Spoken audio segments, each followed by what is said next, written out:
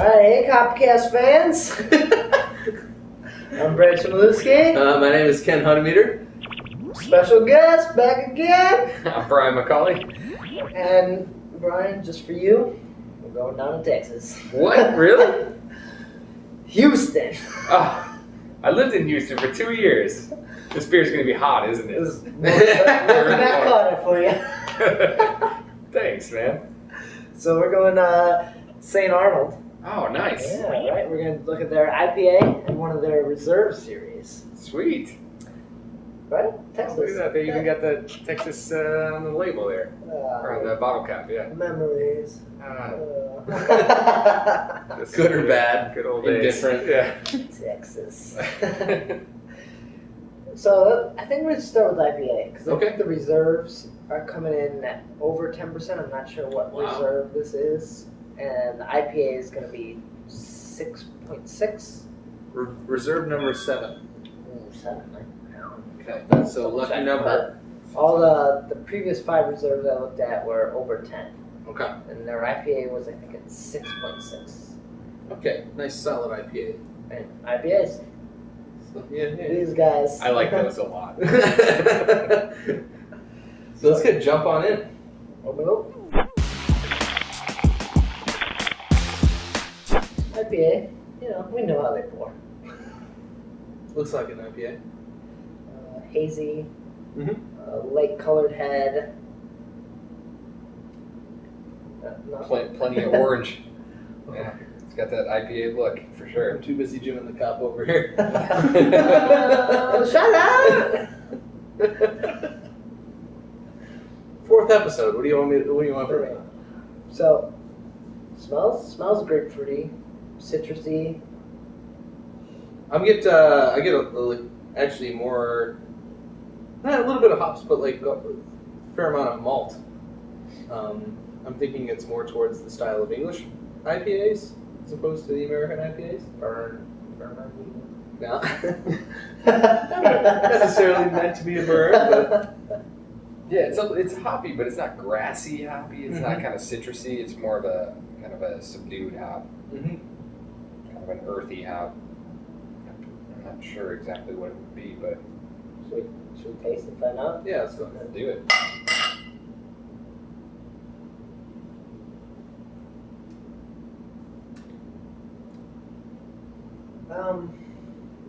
So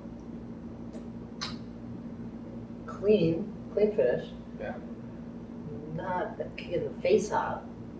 No, like I certainly get more like nice grains. I think it's a nice grain flavor, and then it kind of finishes with a little hop bitterness. So certainly not your typical. I mean, it's not your West Coast IPA or anything like that. It's not even like a gumball head IPA. Like it's a different hop. It's just Yeah, I mean it's more of a balanced IPA. Yeah, it's pretty tame. You could drink a lot of this, not in a bad way, but what is it? let's see what six something. I think I said 6 and Classic. 6.6. classic Brad session. Yeah, it's good. But I feel like this is what beer should be like. Like there shouldn't be the Miller Lite. Like this should be the standard. This would be your generic. Yeah, this would be your Yeah. this should be the beer. I agree with you there. I could see that. I mean, if we were living in a perfect world. Yeah. If you were looking for beer and you opened up a tap of Yeah. this, like, Okay, give me a beer. yeah, Okay, here, this is beer. It's what it should taste like, right? It kind of sounds like a diss, but But it's not. It's like not. I'm not. It's not trying though. Like to, it's like, great. It's not. It's not Miller Lite. It's not. It should be, but this is what beer should taste like. I mean, you shouldn't have Miller Lite on tap everywhere in the world. You should have something kind of like this, which is, it's got some flavor. It's got some. Right. It's got some really good lacing. Good lacing. I feel like it would be people. Many groups of people would be receptive to it. Yeah, and it's drinkable across, a majority of of beer drinkers or just drinkers in general. Yeah, your lager drinking uncle, point him to this. Right. This Seriously. is a good IPA lager, I guess. Like it has that lager characteristics, like Yeah, the mouthfeel. That drinkability. Well, I don't mean Now that. we're getting into the. Steal that TM term now, but Yeah, we already got soup once. No, sorry about that. But it is very. You could drink a lot of it. But at 6%, you might get a little more feisty than you would Sure. from your Yeah, light. I feel like that 6.6 is hidden pretty well in this one. It's not hiding it. It's just balancing it well. Yeah, definitely. Oh, it's good. I feel like a lot of Texas beers are just beers. I think they're more like balanced down there Right. than more. We did Real Ale Brewing. Shout out! That JB brought on. Shout out! and their Fireman Ale. Yeah, it was something like this. Fireman something. Yeah, and that was just a really good beer. Just solid beer. And this is a really good beer. It's not trying for more. It's just good. Well, having lived in Texas for 10 years, I got to tell you that if I were to brew beer, I would make beer that would make you colder. Yeah. You got to have it drinkable. It's got to be cool. It's got to be refreshing. Yeah.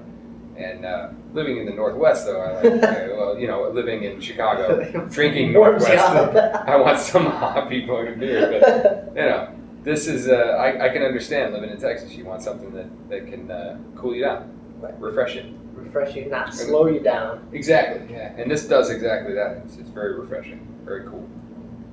So it's fairly unanimous. I mean, it's just like a nice solid beer. That's I think would be fairly accepted by people. Definitely, yeah.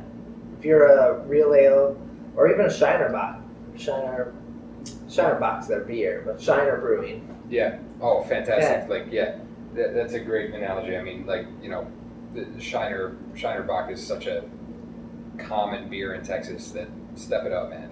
This is Move up. This is the craft beer of Shinerbock. Like, could you? Yeah. Huge step up. Try it. It's different, like Saint Arnold. Really good. So I say we see what they got to offer on number 2. Yeah, absolutely. So let's go from. So we haven't I'm done- assuming that this one is the more approachable, and then they have the reserve. Where they're doing different stuff. Yeah, I think we're in for a treat. This smells pretty good. Was it the Weizenbock? Weizenbock. No. Weisenheimer. What? What did you say? So let's go ahead and pour it out. Alright, so that poured out pretty dark. Not Russian Imperial dark. No, more of like a dark brown, Portery. murky, Yeah, it's pretty dark. We can't. I'm not seeing through it. almost like a quad. Oh, yeah. Definitely. Quad. The head's much like a quad, though. It's very tan. Large bubbles. Thin. Mm. Pretty good lacing though on it. So the alcohol comes in at 8.4. 8.4. Looks like a lot, though. The aroma, you're certainly getting that banana you would get out of a Weizenbock. And both these beers I think we've had for 4 to 6 months. Okay. So we're not really aging it.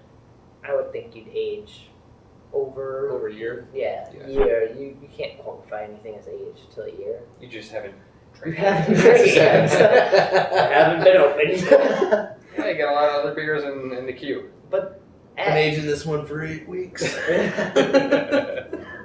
But at 8.4, that's an interesting point where it could be good, it could be like, this is missing something. Well, I think it's high for the style, Mm-hmm. so I'm excited. I think the aroma is very nice. Yeah, tons of it. Like I said, Bananas. a lot of banana. But like a chocolatey banana too. Chocolatey caramel. I love bananas. It almost has like an Abbey aroma as well. Like a Belgian Abbey. Yeah, like a malty App 12 or something. Right. Definitely. Oh, that's good. I drink. He does that from time to time. Yeah, sneak a drink. That's good. But I can't say that. You should do it. Should we cheers it up and drink then? Come on. Little the only guy here. Sometimes it just jumps in. I don't know. Nice sweet. It does have that chocolate, but not over. Not chocolate. Oh. Not chocolate. But it does have it in there. Yeah, I kind of get like the more chocolately caramel flavors up front, but the banana is not far behind. But like kind of opposite from the aroma, whereas you're bombarded with banana in the nose, but it's not necessarily that way with the taste. Yeah, I'm getting chocolate chocolate that washes really, really clean. Like you're not getting sweet chocolate that lingers. You're not getting a bitter chocolate flavor. You're getting bitter from, I don't know, actually. Take another drink. Yeah. I mean, you're not getting, it's kind of tart, kind of bitter, kind of sweet, but it's not chocolate or banana flavors, and that's coming in the aroma. I'm not sure exactly what it is. The alcohol is slightly there. Yeah. Like it's not like a punch in the face at 8.4. Yeah. I certainly wouldn't think it was 8.5. Something about this though, that close to the other one, is that it's very drinkable. I mean, Yeah. I could definitely drink this on a 95-degree day on a porch in Texas. Like this is very, very drinkable. And But it's not cooling you down drinkable. it's a little different from what we had. Well, it's a lot different, but it's definitely drinkable. It's gonna warm you up though. Right. Has that nip in the air warm you up? Yeah. Like it's getting a little chilly. I could put on a jacket, or I could open up a reserve. Exactly. Yeah. Yeah. Nice. For those cold Texas nights. Yeah. Sub 80 degrees. You know? It's chilly in Texas. Oh my God, it is It freezing. is really chilly. Yeah. But a couple of great beers from Saint Arnold. I was impressed. We don't do a Yeah. lot of episodes anymore where we feature one brewery. Right. We started out that way, but we haven't done it in a while. So it's nice to see that a brewery can do two beers that are excellent. Yeah, we usually kind of just go into either one of our collections and be like, oh my God, we got to do this one. Oh my God. Usually IPAs, but that's neither here nor there. Yeah, we have the IPA, but they can do the other beers too. So that's really they can do one style and another style. Speaking of which, I'll be in Texas in 2 weeks. So if you guys live in Texas, put your comments in, and maybe I'll pick up some beers and we'll have them on a show. Maybe? I don't know. Perfect. Yeah. Sounds fantastic. Real ale, Texas drinkers. Yeah. Yeah. So cheers to some craft beer in Texas. And thank you all for joining us here on A Little Journey.